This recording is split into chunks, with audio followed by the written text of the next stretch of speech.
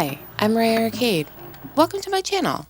Last time we were at the Miami Jersey Shore house, Snooki and Jenni had wrote Sam an anonymous letter detailing all the creeping and cheating Ronnie had been doing out at the clubs behind Sam's back.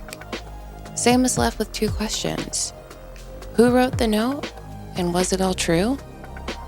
Let's find out as you take my hand on this Jersey Shore retrospective.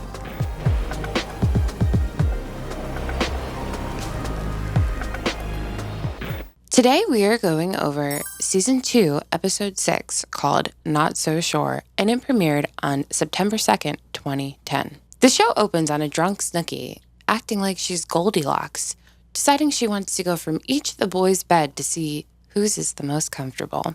She wakes them all up and annoys them all, except for Vinny, whose bed is just right, and he invites her in to cuddle. They don't explicitly say if Snooki sleeps with Vinny on this foray into his bed.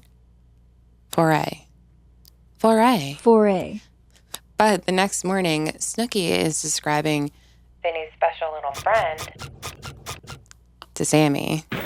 Sam, you have no idea how big this thing was. It's like putting like a watermelon into like a pinhole. Jenni, Snooki, and Angelina all go to the beach where they're talking about Ronnie and Sam. Jenni says that Sammi is really dumb if she stays with Ron, and you can kind of tell that Jenni's feelings towards Sam are starting to change. It's almost as if there's some animosity growing towards Sammi. Maybe animosity that had always kind of been there? I don't know. But Jenni is right. Sammi's dumb if she stays with Ronnie after everything that's happened. But it's funny because what Ronnie is doing to Sam, Jenni was doing to Tom in Season 1. So Jenni would know, wouldn't she? Back at the house, Sammi goes outside and she talks to Mike. And this scene is one of the reasons why I like Mike. He's treating Sammi like a person. Like he's being a genuine, kind person. And he's telling Sammi basically what she needs to hear, not what she wants to hear, but he's saying it with an earnesty in his voice where he's not being the situation. He's being Mike. And everyone in this house has been kind of playing games with Sammi or not being upfront with Sammi.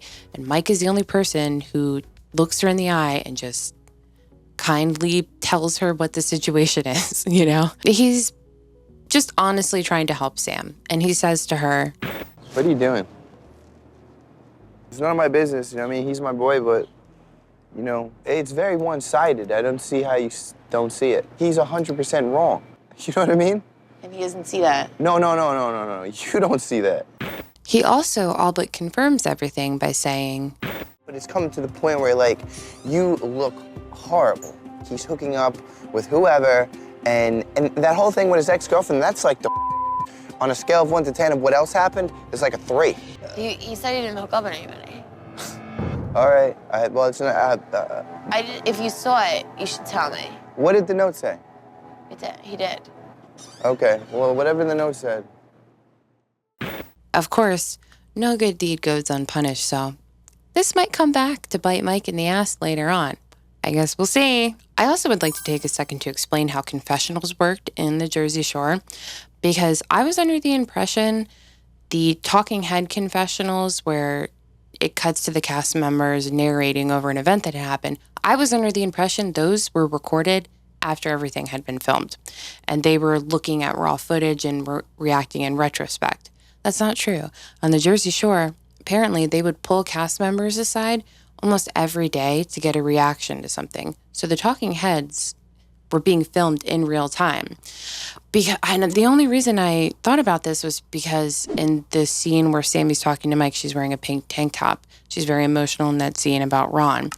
And then in the talking heads, she's wearing the same pink tank top and she's crying. They would try to have them change clothes to break, the continuity so it didn't look like it was all filmed in the same day. But sometimes with big events, they would immediately grab a cast member after something happened, and a producer would sit down with them, ask them questions, and record the confessional then and there on the spot. So there's a lot of times you'll notice Sammi is super worked up and emotional in the confessional, and it's because something terrible just happened, which I thought was weird. I never knew that they filmed it in real time. Snooki and Jenni are basically deciding they're going to tell Sammi that they wrote the note, and they tell Angelina that they're going to tell Sammi Angelina wrote it too, even though Angelina was not there for the writing of the note. In episode 2 of season 2, there's a scene, it's deleted, apparently. Ronnie told Jenni what he did at the club. So Jenni knew what Ronnie did. And then there was another night, the night that Ronnie pushed Snooki, where he was grinding up on women too. So Snooki saw it for her own eyes.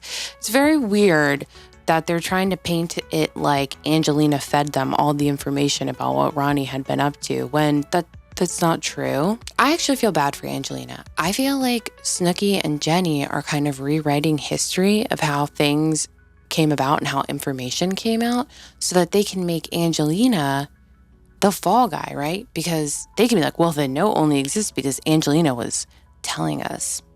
But that's not what happened. Angelina didn't feed them all the information. They had it already. And poor Angelina's already on thin ice with everybody. I think Snooki and Jenni know that they could redirect any hate that they would get to Angelina. Look, I legitimately feel bad for Angelina. Unfortunately, Mike is back in character. He is the situation. He hears the girls talking about this, goes inside immediately to Sammi and goes, I'm talking shit about you. Messy queen. Honestly, like, I'm pretty over Sam at this point. The girls send Angelina in to summon Sammi outside to talk to her, which I know is really annoying. I would be annoyed if I was Sammi, but like, whatever. But she won't give Snooki the time of the day to talk to her. And Jenni shouldn't play with that, okay? She took that personally. She snaps at Sammi. It's really funny. To be fair, I'm actually not sure Jenni ever really liked Sammi. I think that Jenni was waiting for a moment to turn on Sammi, particularly after she saw how she reacted to the note, and jumped on her chance to get up in Sammy's face. You should be able to talk to her. Really? As a friend, she should be able to talk to me. You. Yeah, you because you're a naive beast. What, a naive bitch while your man's putting his in other.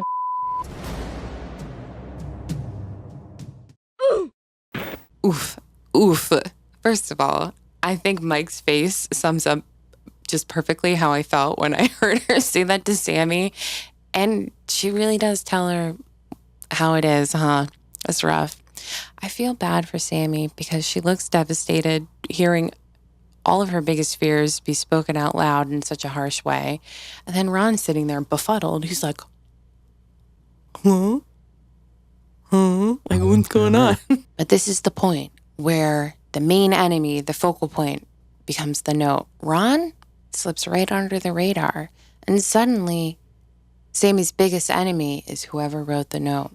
This is where I decide Sammi really just isn't ready to face reality. She's clearly not ready to let Ron go, right?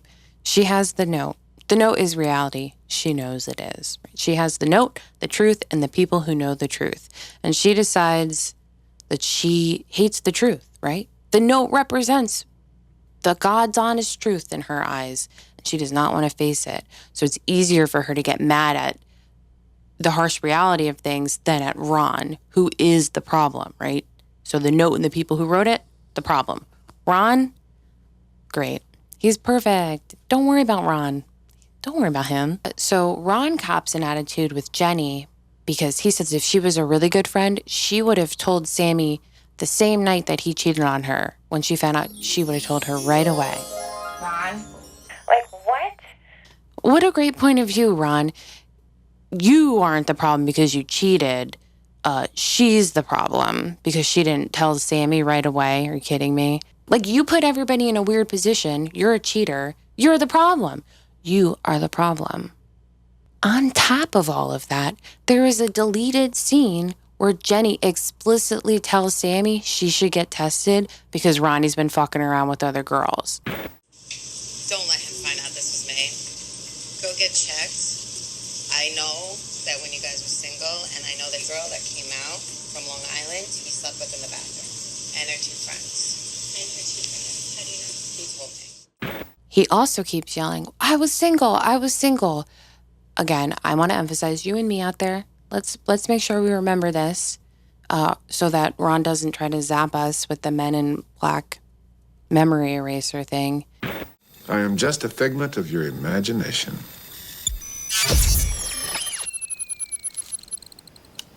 Damn, what a gullible breed. He was not single. He was single one night when he cheated, quote unquote, on Sammi. Every other night, and there were several nights in a row, he had made Sammi his girlfriend. He was not single. So the next day at work, Angelina and Sammi are working together, and Sammi is trying to be friends with Angelina now because she has nobody else in the house.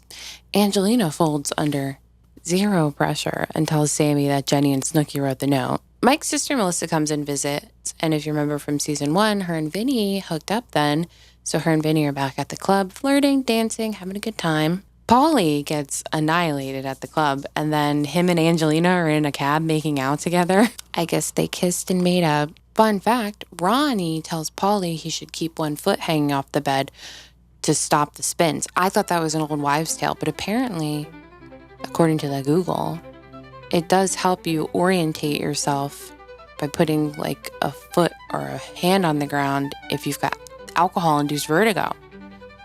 The more you know. I don't know if it's super effective, but it's worth trying, right? Angelina overhears...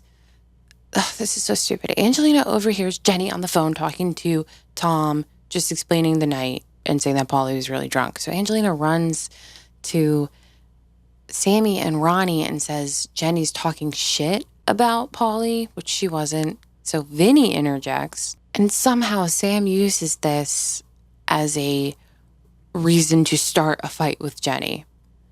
Jenni goes, "Did you got some balls all of a sudden?" I really like the emphasis she puts on balls. You got some balls all of a sudden? Balls? Balls?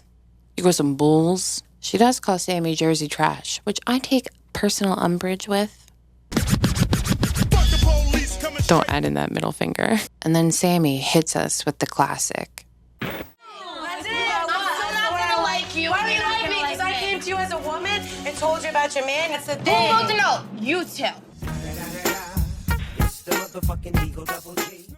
I'll say the note was messy. It was a bad idea. It was badly executed. I do think it's interesting to think about, though, if the girls had just gone up to Sammi and told her the truth, how she would have reacted. Because I feel like no matter what, she was going to end up back with Ron anyway. But maybe it would have been so embarrassing and she didn't have a scapegoat of the note. Maybe she would have broken up with Ron. It's like the butterfly effect, right? And maybe if the note was never written and the truth was just told to Sammi, we'd have like world peace right now. You know, who knows? We'll never know. Things start to get physical, and Jenni pushes Sammi to the ground twice like a little rag doll. Sammi gets up and she goes to punch Jenni in the face. Someone that begged to like all the girls in the house, if you know something, tell me. People become all of a sudden. I'm in your face right now. You call me a These hands. Stop! Stop!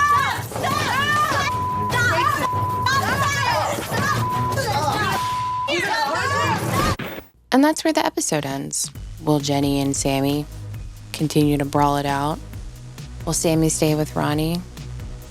We'll find out next time. Until then, I'm Ray Arcade. Stay crazy, stay wild. Bye!